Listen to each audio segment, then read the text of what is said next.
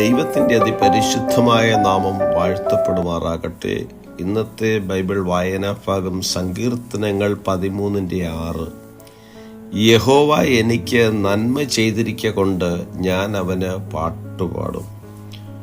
ക്രിസ്തുയേശുവിലേവർക്കും സ്നേഹവന്ദനം. 13-ാം സങ്കീർത്തനം കഷ്ടതയിൽ ദൈവസഹായത്തിനു വേണ്ടിയുള്ള അപേക്ഷയാണ്. സങ്കീർത്തനം ആരംഭിക്കുന്നത് നാളുകളായി ദൈവം തന്നെ മറന്നിരിക്കുന്നു എന്നും ദൈവം തൻ്റെ മുഖത്തെ താൻ കാണാത്തവണ്ണം മറച്ചിരിക്കുന്നുവെന്നുമുള്ള പരാതിയോടെയാണ്. ശത്രുക്കളാൽ ചുറ്റപ്പെട്ട തൻ്റെ കഷ്ടപ്പാടുകൾ എത്രത്തോളം നിലനിൽക്കുമെന്ന് സങ്കീർത്തനക്കാരൻ ചോദ്യം ചെയ്യുന്നു. തുടർന്ന് നിരാശയുടെ ആഴങ്ങളിൽ നിന്ന് ദൈവാശ്രയത്തിലേക്ക് സങ്കീർത്തനക്കാരൻ മാറുന്നു. തൻ്റെ വീണ്ടെടുപ്പുകാരൻ്റെ കരുതലിലും കാരുണ്യത്തിലും ആശ്വാസം കണ്ടെത്തുന്നു. ആത്മാർത്ഥമായി പ്രാർത്ഥിക്കുന്ന വ്യക്തിക്ക് തൻ്റെ ജീവിതത്തിലെ ഇരുണ്ട മൂടുപടം മാറി വെളിച്ചം പകരപ്പെടുവാനിടയാകും.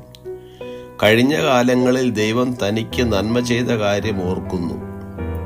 കർത്താവിൻ്റെ ദയയിലും കരുതലിലും സങ്കീർത്തനക്കാരൻ ശ്രദ്ധ ചെലുത്തുന്നതായി കാണാം. ആയതുകൊണ്ട് കർത്താവിൽ അവൻ പാട്ടുപാടുന്നു. പ്രതികൂല സാഹചര്യങ്ങളിൽ ഓർക്കേണ്ടത് ദൈവം വിശ്വസ്തനാണെന്നുള്ള കാര്യമാണ്. കർത്താവ് വാഗ്ദത്തങ്ങളിൽ വിശ്വസ്തനും വാക്കുമാറാത്തവനുമാണ്.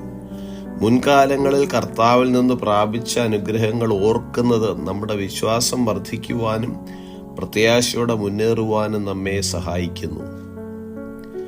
മിസ്രയീമിൽ നിന്ന് വാഗ്ദത്ത ദേശത്തേക്ക് യാത്ര ചെയ്ത ഇസ്രായേൽ മക്കൾ അനവധി പരീക്ഷണങ്ങളെ നേരിടേണ്ടി വന്നു. എന്നാൽ ദൈവം അവരെ വിശ്വസ്തയോടെ കരുതി. യെശയ്യാ പ്രവാചകന്റെ പുസ്തകം 63-ാം അധ്യായം 9 അവരുടെ കഷ്ടതയിലൊക്കെയും അവൻ കഷ്ടപ്പെട്ടു. അവൻ്റെ സമ്മുഖദൂതൻ അവരെ രക്ഷിച്ചു. തൻ്റെ സ്നേഹത്തിലും കനിവിലും അവൻ അവരെ വീണ്ടെടുത്തു. പുരാതന കാലത്തൊക്കെയും അവൻ അവരെ ചുമന്നുകൊണ്ട് നടന്നു എന്നെഴുതിയിരിക്കുന്നു.